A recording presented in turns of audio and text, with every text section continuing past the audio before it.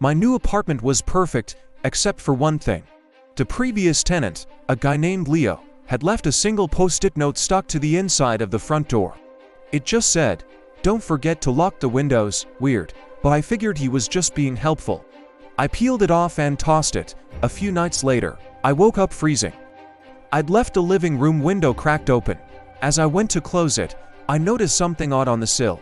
A small, polished river stone, the kind you find in decorative vases. I didn't own anything like that. I brushed it off, a little unsettled, and made sure the window was securely locked. The next morning, another post-it was on my door, same handwriting. "I told you to lock the windows." My blood ran cold. How did he get in? I changed the locks that day and triple-checked every window before bed. For a week, everything was quiet. I started to relax, thinking it was just a weird prank. Then, I came home from work to find my whole apartment rearranged. Not drastically, but subtly. My favorite mug was on a different shelf. The books on my nightstand were stacked in a new order, and on my pillow, there was another river stone. I called the police. They found no signs of forced entry. They took a report, but they looked at me like I was crazy. The building manager swore no one else had a key since the locks were changed.